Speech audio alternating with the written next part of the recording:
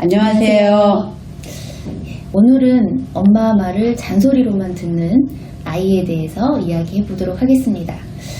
초등학교 다니는 아이들에게 엄마가 제일 안 좋을 때가 언제냐? 라고 물어보면 아마 많은 아이들이 잔소리 할 때라고 대답할 것 같아요. 저도 우리 아이한테 잔소리 대마왕이라는 소리를 들었거든요. 그러시군요. 네. 제가 깜짝 놀랐습니다. 아, 그렇구나. 아니라고 생각하셨군요. 네. 그랬는데 아이한테는 제가 잔소리 대마왕이었더라고요. 근데 엄마 입장에서는 애가 이제 해야 할 일을 제깍제깍 안 하니까 자꾸 말을 할 수밖에 없거든요. 근데 또 애는 그거를 잔소리로만 받아들이니까 이제 답답하고 화가 나기도 하는데요. 그러면서 또 이제 너는 왜 또 말을 안 듣냐 하면서 엄마는 또 잔소리하는 그런 악순환이 반복되는 것 같습니다. 그럼 이번 시간에는 이제 이런 잔소리에 대해서 이야기를 해볼까 하는데요. 제가 사연을 하나 먼저 읽어보도록 하겠습니다. 네. 우리 아이는 초등학교 4학년입니다. 문제는 제가 하는 말에 대부분 부정적으로 반응한다는 것입니다. 예를 들어 책을 매일 꾸준히 읽어야 한다고 말하면 자기가 왜 책을 읽어야 하냐고 합니다. 그리고 자기가 좋아하는 영화나 TV만 보려고 합니다. 제가 바라는 건 아이가 중요한 일과 중요하지 않은 일을 구별해서 중요한 일을 먼저 했으면 좋겠습니다. 그리고 지금보다 더 확실하게 미래에 대한 목표를 정해서 잘 해 나갔으면 좋겠습니다. 제 욕심이 과한 걸까요? 이렇게 많은 어머님들이 가지는 바람을 표현을 해주신 것 같아요. 근데 이 아이는 왜 자꾸 부정적으로 반응을 할까요? 그렇죠. 다 좋은 말인데. 네. 피가 되고 살이 되는데. 그죠. 네. 네. 부정적으로 반응하는 이유는 되게 간단한데요. 너 책을 꾸준히 읽어야 돼. 네, 엄마. 그 다음에 뭘 해야 돼요? 책 읽으러 가요. 그렇죠. 굉장히 간단합니다. 네. 긍정적으로 반응하면은 엄마 말을 들어야 되는데 자기는 지금 책을 읽고 싶지 않은 거죠. 근데 사실 엄마 입장에서는 아이가 좀 바르게 자라기 위해서 해야 한다라는 생각이 드는 말이기도 해요. 그런데 책을 읽으면 바른 사람이 되나요? 이제 책만 읽으라고 할 수는 없겠지만 네. 중요한 일과 중요하지 않은 일을 구별해서 중요한 일을 먼저 하는 아이가 되고. 그러면은 신경민 선생님도 지금 영어 논문 중요하지 않나요? 네.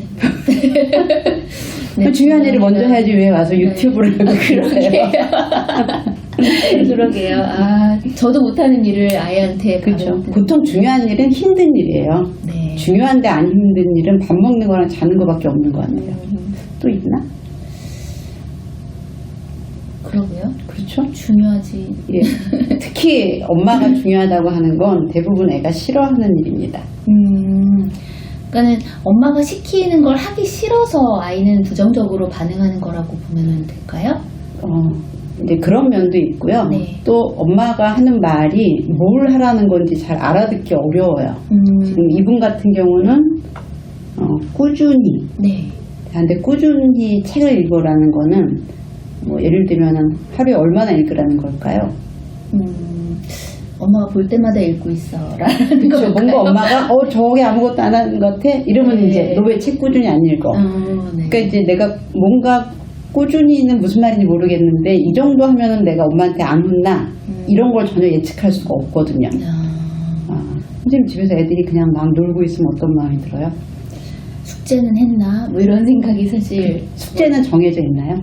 숙제는 이제 그날 알림장에 온 숙제들을 이야기하는 거고요. 그럼 숙제를 다 하면 이제 별 그거 없어요?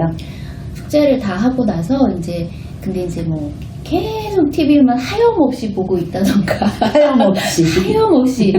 그 기준이 제가 한 1시간 가까이 되면 제가 그런 마음이 드는 것 같아요. 그러면 TV 말고 뭐라도 해야 되지 않나 이런데. 그러게요. 뭐는 정해진 건 없어요. 그러게요. 책임은 정말 좋겠지만 차라리 그림이라도 그려라. 그런 마음은 있는 것 같아요. 그냥 그런 마음이 드는 건 이해가 되는데 그냥 이렇게 흘러가는 것 같아요. 야, 숙제는 하고 놀아. 근데 숙제를 하고 놀아. 야, 그럼 좀 공부 좀 하면 안 되니? 뭐 이렇게 가죠. 그럼 이제 애가 안 하면 그럼 책이라도 읽어. 근데 숙제, 공부, 책 이거 다 애가 싫어하는 거죠. 네. 그럼 얘는 언제 좋아하는 걸 할 수 있죠? 그러네요. 네, 그러니까 뭐 선생님 집에 가면 집안일 하죠. 네. 몇 시까지? 집안일 한 9시? 9시까지 하고요. 애들 재운 다음에 또 남아있는 걸 더 하기도 하고. 네. 해도 안 끝나죠. 그게 되게 괴롭지 않나요? 네, 맞아요. 네. 해도 안 끝나는 것 같은 요구를 애들한테 하는 거죠. 꾸준히 책을 읽어라. 네. 그럼 이제 애가 노는 게 몇 번 이상 지속되면 야 뭐라도 해 뭐 이렇게 된다는 거죠. 그럼 그렇게 보면은 뭐 중요한 일과 중요하지 않은 일을 구별해라. 이것도 아이 입장에서는 이해하기 어려운 말일 수 있겠네요. 아, 이해가 되세요? 그죠. 누구 기준이냐에 따라서 아이 입장에서는 사실 그렇죠. 예, 보는 게 다 중요하죠. 이제 애들 입장에선 싫은 말이죠. 그러니까 그렇죠. 뭐 애 입장에서는 뭐 맛있는 걸 먹는 거, 뭐 만화를 보는 거 이런 게 중요한 일인데 네. 그냥 중요하다는 말 자체가 대단히 주관적이죠. 그래서 중요한 일을 해 그러면 이제 애는 중요한 일이 싫어지죠. 엄마가 싫은 일을 시키니까. 저희 아이들도 보면은 유튜브 보는 게 중요한 일이 그 무엇보다 중요한 일이더라고요. 그렇죠. 예. 그러니까는 제가 뭐 밥 먹어야지, 씻어야지.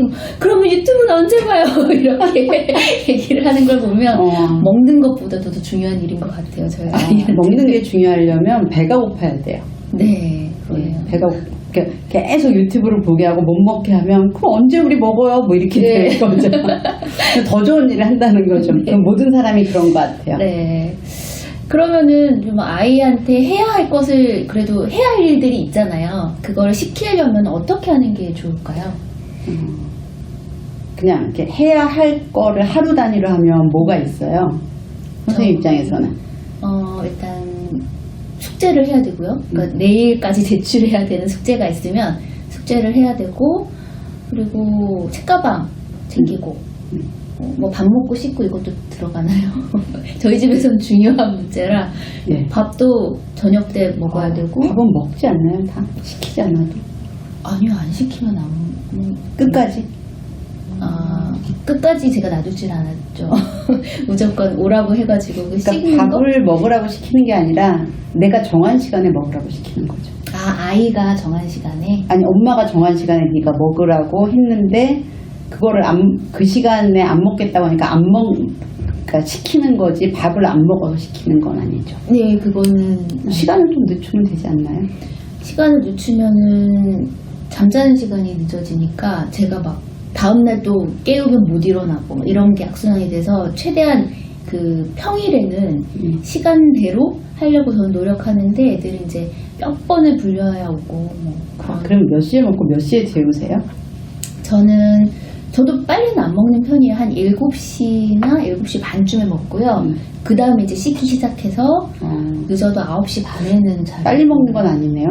네. 그럼 점심 먹고 그 사이에 간식은 이제 학교나 유치원에서 중간 간식이 있거든요. 그걸 먹고. 간식이 너무 많은 거 아닐까요? 그렇기도 하고 제가 7시 반이면 제가 배고파서 제가 막 먹다가 좀 주기도 하고 그러네요. 배가 안 고프겠네요.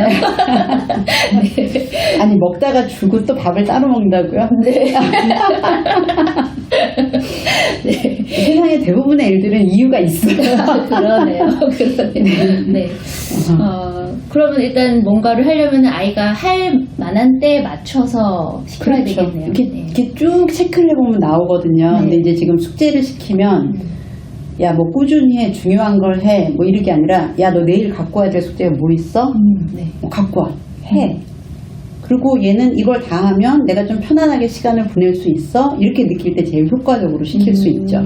이게 끝나봤자 또 할 게 산더미야. 책도 읽어야 되고. 그렇죠. 뭐 이러면 아이는 더 이렇게 미루죠, 이렇게. 그러네요. 왜냐하면은 지금 노는 시간을 조금이라도 확보해야 그거 외에는 놀 수 없다고 느끼는 거죠. 네.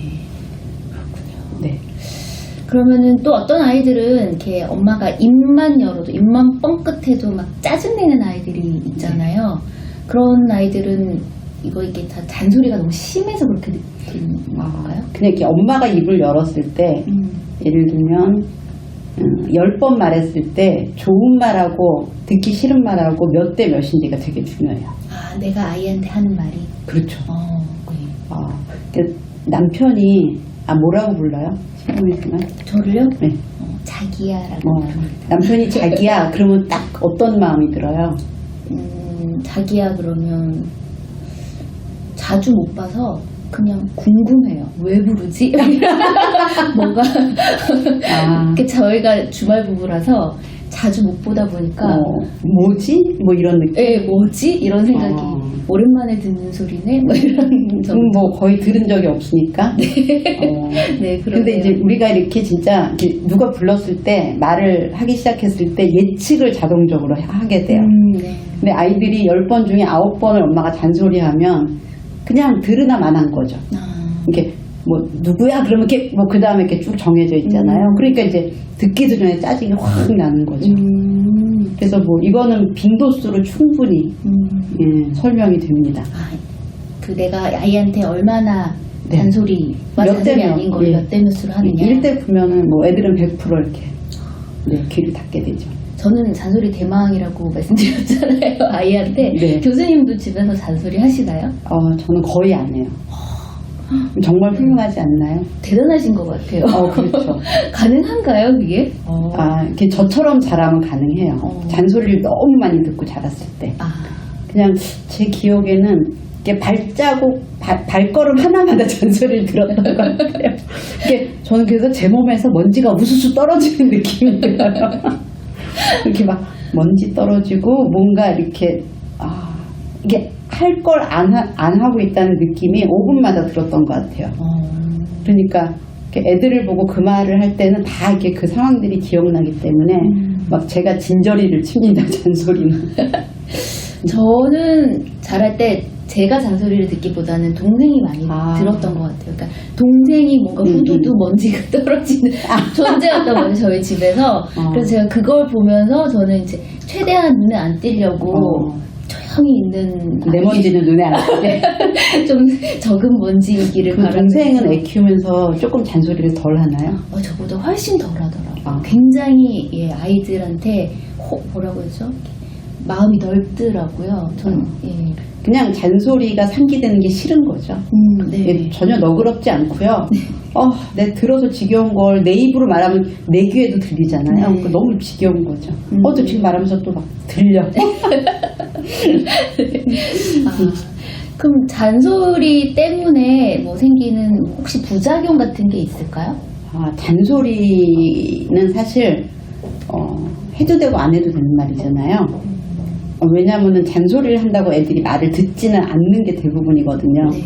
근데 이제 잔소리는 효과가 없는 거로 끝나지가 않아요. 관계가 되게 나빠지죠. 그래서 사실 제가 지금도 친정엄마를 생각하면 좋은 느낌이 별로 없어요. 이렇게 계속 목소리가 들려요. 뭐 너는 뭐 어쩌게. 그래서 이렇게 다 합치면 너는 제대로 하는 게 하나도 없다? 뭐 이런 느낌? 근데 이제 애가 엄마한테 그런 말을 계속 들으면서 크면 조금 또 반항도 하잖아요. 관계가 좋아질 수 없죠. 그럼 관계도 나빠지고 또 다른 또 부작용이 또 있을까요? 사실 이제 관계가 나빠지다가 이게 정점을 찍는 게 사춘기예요. 사춘기. 근데 이제 사춘기 때 이렇게 잔소리를 애들을 잘못 다루다 보면 뭐 예를 들면 야 너는 학교 갔다 와서 교복도 안 벗니? 그러면 뭐 이제 초등학교 때는 지금 잔소리하면 아들이 뭐라 그래요? 지금은 흘리더라고요. 흘리다가 흘리다가 제가 못 들은 척. 이렇게 흘리다가 제가 조금 이제 가서 제대로 이야기를 정색을 한 목소리가 좀 달라지면은 그제서야 움직이더라고요. 조금 더 지나면 좀 있다 이렇게 나와요. 좀 있다. 엄마 좀 있다 이것만 하고 이제 이렇게 가다가 이제 사춘기가 되면 아씨 알았다고 이렇게 돼요. 험한 소리가 나오네요. 험한가요 이 정도가? 아씨 뭐 남편이 싫은 말 하면 속으로 하지 않나요? 네 그렇죠. 네 근데 이제 걔네들은 이렇게 뭐 한참 통제가 안 된 나이라 아씨 뭐 근데 이제 엄마는 한 번 더 하죠. 알았다고. 그다음에 한 번 더 하면 꽝. 그러면 이제 엄마가 여기서 포기를 안 하면 이제 문을 열고 뛰어들어갑니다.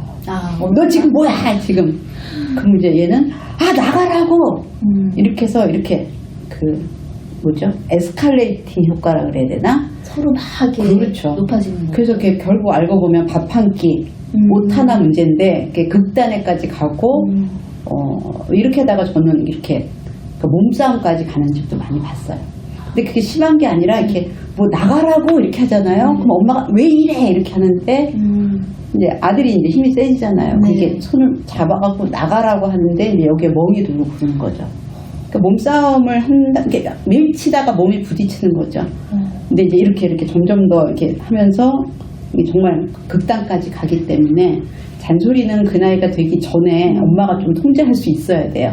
잘못되면 이때 비행 청소년으로 가기도 합니다. 네, 그런 이론이 있어요. 강압적 양육 태도의 효과인가? 좀 자세히 설명을 해주실 수 있을까요? 예, 엄마가 세게 해. 세게 하면 애가 말을 듣잖아요, 처음에는. 네. 그래서 계속 센 방법을 쓰는 거죠. 근데 아이가 어떤 때 세게 나가요. 그럼 엄마가 그때 잠깐 주춤하거든요. 그럼 이 아이도 세게 하는 게 효과가 있다고 느껴요. 그럼 엄마는 이렇게 계속 있으면 안 되니까 또 더 세게 가죠. 근데 이제 이 점점 더 센 행동들이 바깥에서도 나타날 수 있다는 거예요. 그러니까 다른 사람을 굴복시키는 게 방법이야. 이거를 이 과정에서 배운다는 거죠.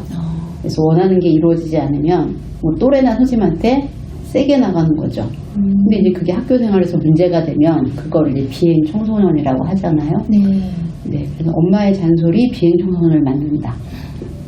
저부터 이제는 잔소리를 끊어야겠네요.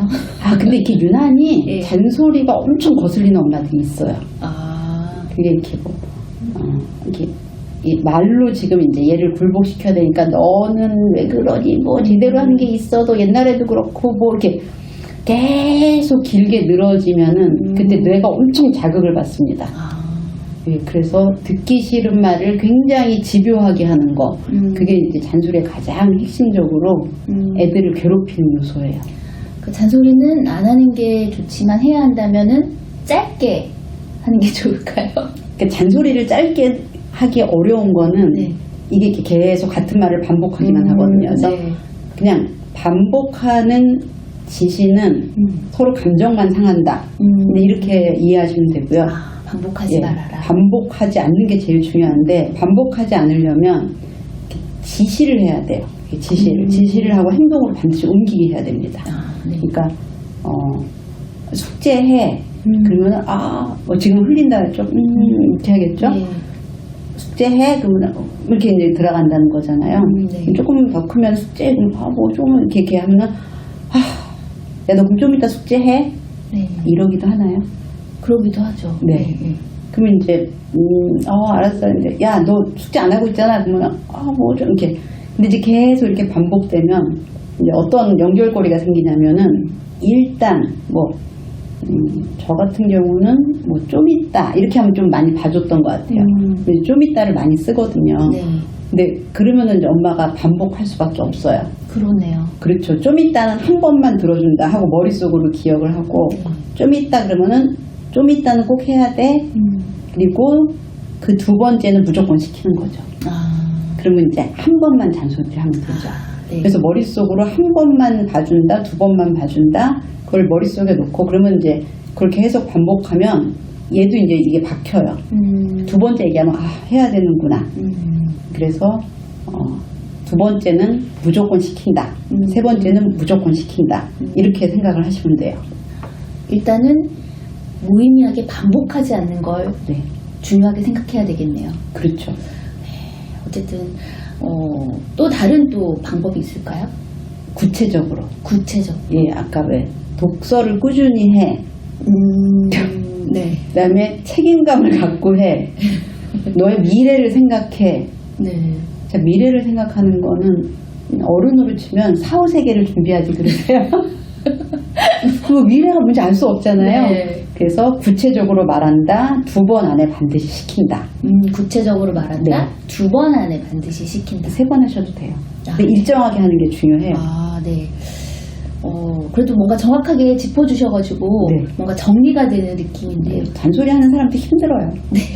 맞아요. 힘들어요. 너도 힘들고 나도 힘든데 그냥 이렇게 확 잡아갖고 앉혀서 시킨다. 이렇게 생각하시면 됩니다. 알겠습니다. 있습니다. 여러분들한테도 좋은 지침이 되시지 않았을까 하는 생각이 드는데요. 오늘 이 시간은 잔소리에 대해서 알아봤습니다. 그런데 이제 앞으로는 조금 더 다뤄서 잔소리 대신에 우리는 좀 아이들에게 어떤 방법으로 대해야 할지 더 많은 이야기를 또 가져보도록 하겠습니다. 오늘은 여기에서 마치겠습니다. 감사합니다.